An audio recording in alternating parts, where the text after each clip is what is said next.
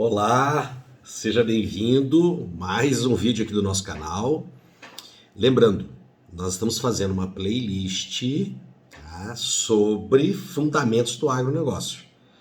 Se você é estudante do agronegócio, se você é engenheiro agrônomo, zootecnista, veterinário, economista dedicado à questão do agro, administrador, atua nas cooperativas, nas grandes empresas, ou mesmo em algum outro órgão, né, de estados ou do governo federal, é bem-vindo aqui ao canal do professor Tarcísio. Tudo bem? Nós vamos fazer aqui uma terceira aula sobre agrotóxicos. Uma ressalva. O nosso objetivo aqui não é de comentar sobre tipos de agrotóxicos e os seus efeitos, suas aplicações, não é isso. Porque o nosso enfoque aqui é um enfoque econômico, jurídico e as possibilidades que o Brasil tem, né, de lidar com esse insumo que nesse momento é muito necessário. E eu vou comentar mais dois aspectos aqui importantes sobre o agrotóxico. Um desses aspectos é a concentração da produção que nós temos hoje em poucas empresas.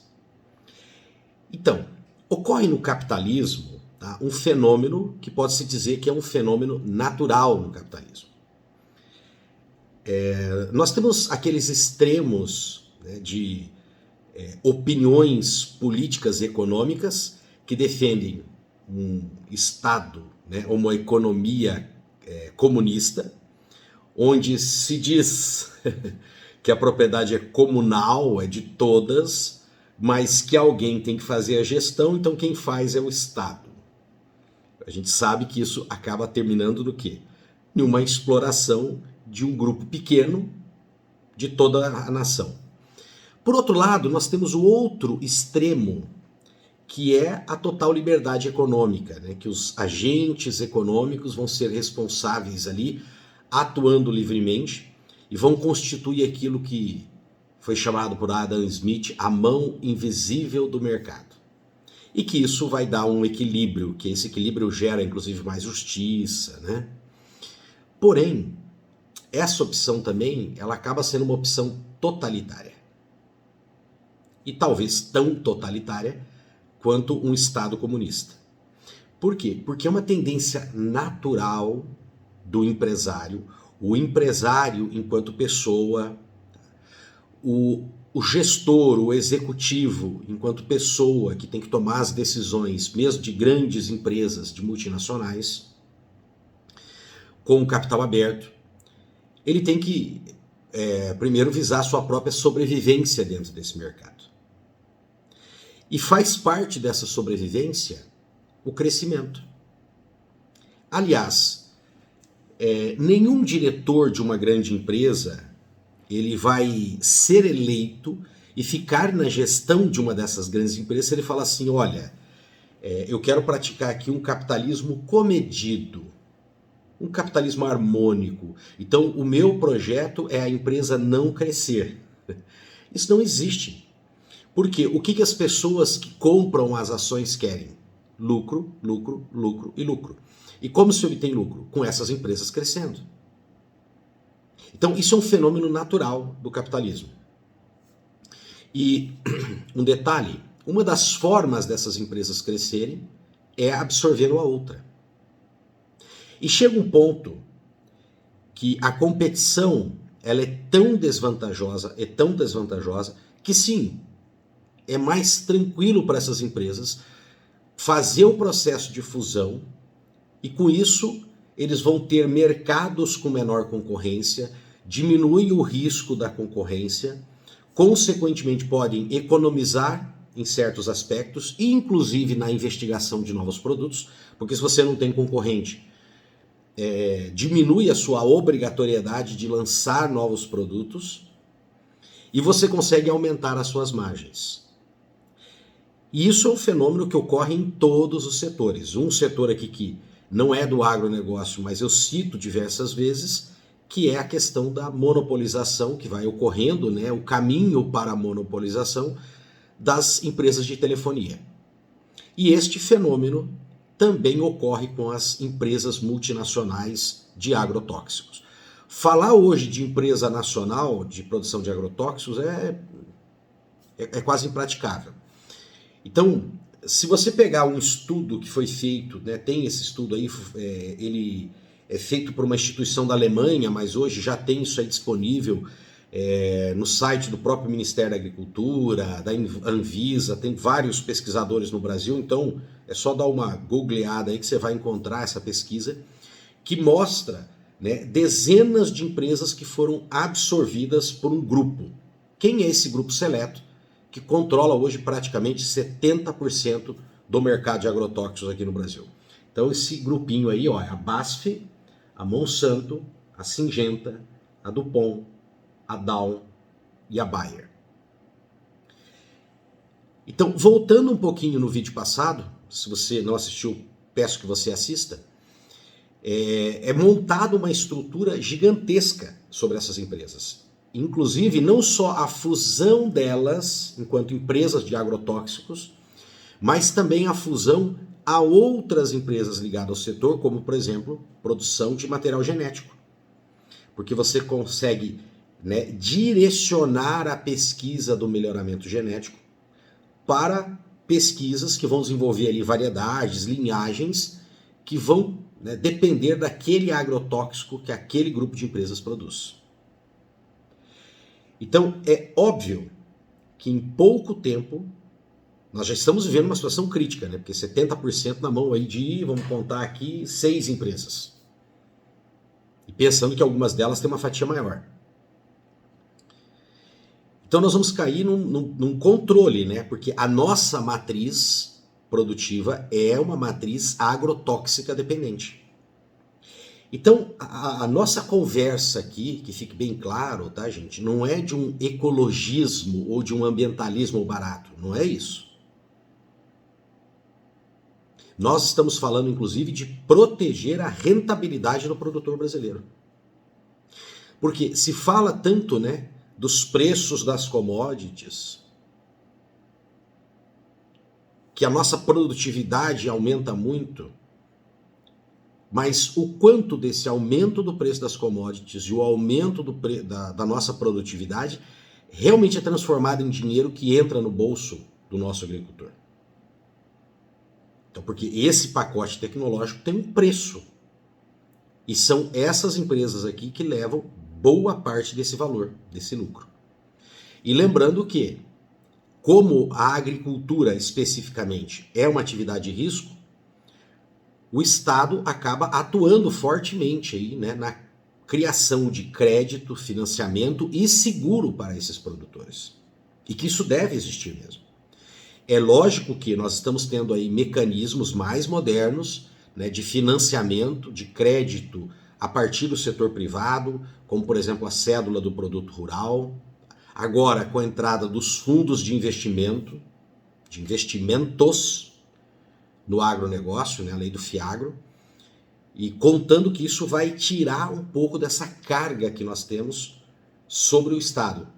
Então, quanto menos o Estado gasta com isso, mais ele pode gastar com outros setores importantes, como saúde, educação, segurança. Então, nós temos que ficar de olho nesse monopólio. E não adianta simplesmente a gente tentar ficar reinventando ou criando formas de intervenção nesse grande mercado, porque são empresas mundiais gigantescas. Nós temos que começar a criar opções dessa matriz produtiva.